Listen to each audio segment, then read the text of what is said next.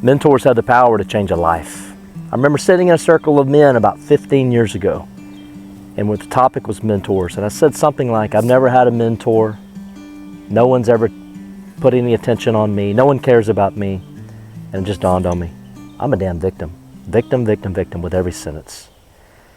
And from there I go, okay, what's at risk if I go ask for a mentor? Well, in this case it was a he, because I kind of had someone in mind. He might say no. What's at risk if he says no? I may feel rejection. What's at risk if I feel rejection? I may feel discomfort. What's at risk if I feel discomfort? I might grow. What's at risk if I grow? I want to grow. So then I flip it and I go, what's at risk if I ask and I get a yes? I might grow. So back to growth. So from there I had complete clarity. I knew what I needed to do. I knew I needed to go ask for a mentor. Not only that, I chose to go try to collect some no's, because it was the no's I realized that was going to help me develop the character, the grit that I needed. So I set out, and I kept that commitment, and I set out to go collect some no's, or at least one no, by having a starting point of asking this man that I had in mind to be my mentor.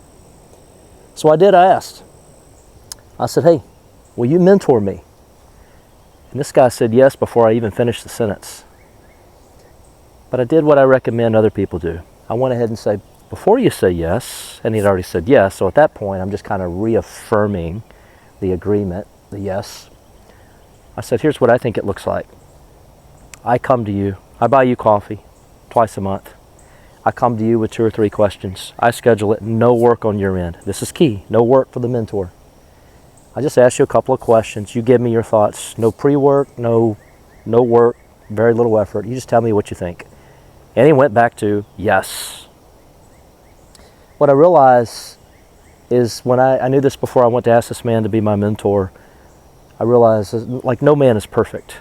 In Thumos, at least our community, we have these 8 F's: faith, family, finance, F game, focus, fun, friends, fitness. No man's going to have all of those F's. No man's going to be perfect. And that was the case with this man. He was a great man. He wasn't perfect. But I asked 2 questions in order to select this particular individual. Number 1, can I connect with this man? In other words, do I like him as an energy match? And number 2, can I learn from this man? In this case, absolutely.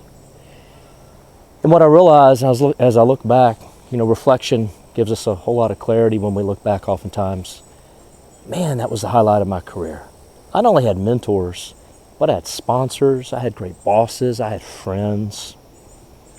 All of that mattered, because all of that was people, at least in my career at the time, that was people looking out for me. That's good stuff.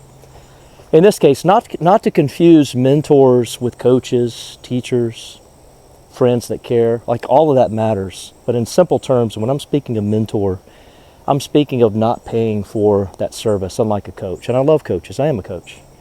But when I'm talking mentorship, I'm talking about a mutual exchange, a connection, a fit, competency and care, and no charge, no direct charge. When I look back and I reflect, when I went and asked for that mentor, and I coupled that with the fact that I had a good boss and others that cared, that was clearly the fastest gains that I'd ever gotten in my life.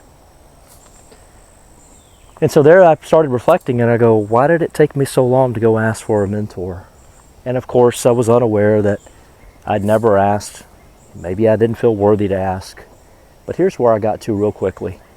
Not asking for a mentor, for me, was the slow route in life. Because you see, I had built muscle and money and good relationships in my life.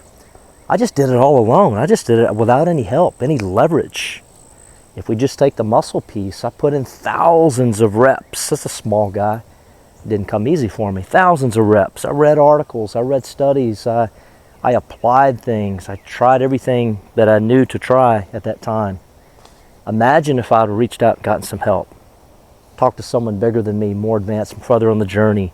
I would have saved myself a lot of time. So the power of a mentor to leverage, to save time, to get what we need, to get there faster, and probably get at a better level, higher level than we ever could on ourselves. Here's another thought on mentorship. especially when it comes to corporate America, is I see a lot of well-meaning like programs out there. HR tends to lead these oftentimes. A problem with those, the reason that they often don't work, is there's got to be an energy match. There's got to be a connection, a vibe, a friendship. How do you match that on paper? So although these things are well-meaning and they're trying, if there's not an energy match, it's typically not going to work. I need to be able to connect with someone. That's what you need too in a mentor. Someone that you want to be around, that fuels you, that gives you energy. Someone that you can trust, that you can be open and vulnerable with. That's where true change and even transformations happens. When you can reach in, when this person can hold space for you, that you trust, can go deep and give you counsel, guidance, competency, and care, along with wisdom to help you grow. So usually that just can't be a match that's made on paper or by some process by HR.